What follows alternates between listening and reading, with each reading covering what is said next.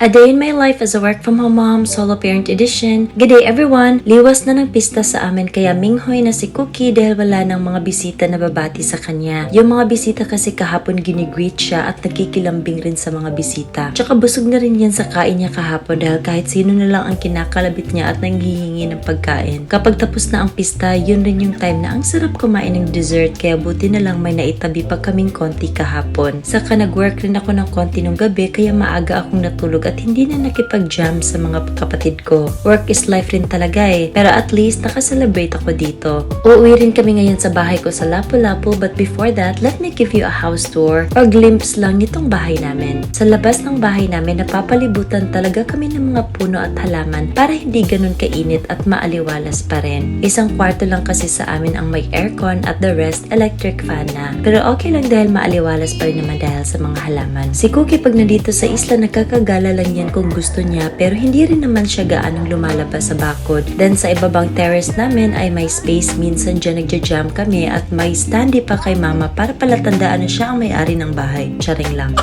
Then ito naman ang labas kung saan kami nagsasalo-salo dahil malaki ang pamilya namin at hindi na kami nagkakasya sa loob ng dining area namin. Sa labas kami usually tumatambay dahil merong videoke at may mas malaking area na magkaka-jam kami. Dito nag-iinuman ang mga kapatid ko at dito rin kami nagtitipon kung magsa-snacks kami. Total of approximately 800 square meters yung area ng bahay namin at lot area. Dito rin ako lumaki at simple lang ang pamumuhay namin. Sa loob ng bahay, bubungad ang living room kung saan ang mga bata usually tumatambay at naglalaro. Then dumako naman tayo sa loob which is office space sa left side and dining area namin. Mahilig si na mama sa cabinet na ganyan. Naalala ko pa binili pa niya yan nung elementary ako at ancestral house talaga to dahil dito rin lumaki si mama at slowly ni-renovate na lang nila. Then ito naman yung dirty kitchen namin. O ayan si mama, siya na ang nanghugas ng plato at yun naman hagdanan papunta sa taas. Boring ang itaas namin kasi puro kwarto lang, mga 4 na kwarto sa taas then sa ibaba naman 2. Then ayan sila papa hindi pa natapos sa inuman at fiesta celebration oy. At sa dami ng halaman namin may mga pets na kaming mga ahas na ready to muklaw sa mga unwanted guests. Charing lang.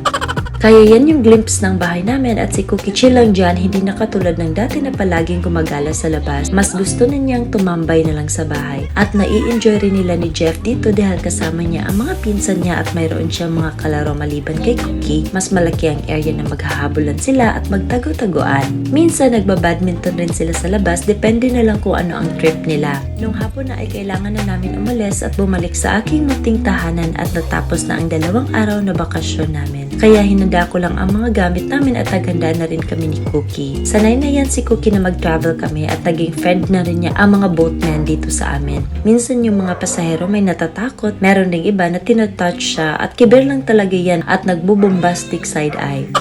Hindi siya nangangagat pero judgmental yan. Before we leave the island, pumunta muna kami sa simbahan at nagsindi ng mga kandila bilang pasasalamat sa blessings at successful fiesta celebration. Yun talaga ang mga araw na pinaka-busy si na papa sa paghahanda at pag-a-arrange sa bahay. Buti na lang hindi maraming tao sa port at nakasakay rin kami agad. Pwede naman magdala ng sasakyan papunta dito pero dahil 2 araw lang naman kami, nag-park na lang ako sa parking area malapit sa port dahil mas makakasave ako kung iwan na lang si Snoopy. At nung dumaong na kami ay ready na yan si Cookie pumila at makipagsabayan sa mga tao at alam na rin yung paano maglakad sa latayanan ba.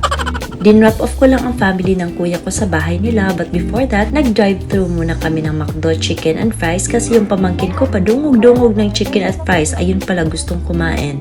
At pag uwi namin, nag-dinner lang rin kami ni Jeff dahil work pa ako later. Wala na akong time magluto kaya mas mainam sa amin na mag-drive-thru na lang. I grew up seeing my family working hard to provide our needs and wants hanggat kaya nila. At nasaksihan ko rin ang pagpursige ni mama to grow in her career from being a teacher sa public school to becoming a division supervisor sa Department of Education while si papa naman nagtrabaho as chairman sa department ng City Hall noon but now he's retired na kaya sumasama na lang siya kay mama minsan sa lakad or nasa bahay at maraming tinatrabaho na kung ano-ano. Minsan lang kami umuwi sa isla kasi minsan busy rin kami sa mga gawin namin sa buhay. Pero we always make sure to check on them kasi minsan namimiss rin nila mama at papa na nandun kami sa isla dahil ang ingay namin doon parang mga 20 katao sa bahay pero pag nagsialisa na kami at nagsiuwian sa kanya kanya-kanya naming bahay, nalulonely na sila. Kaya dapat binibisita rin talaga namin sila. O siya, marami na rin akong mga chika at I just have to get unready and do my night skincare routine dahil balik na naman ako sa dating gawi na magtrabaho sa night shift, pero I'm grateful rin talaga sa opportunity ng working from home at sometimes working anywhere. Nagready na rin si Cookie sa bed niya at mahimbing na ang tulog. Naglambing kasi ang kuya niya na dito daw sila matulog sa kwarto ko kaya pinagbigyan ko na lang dahil minsan lang din naman.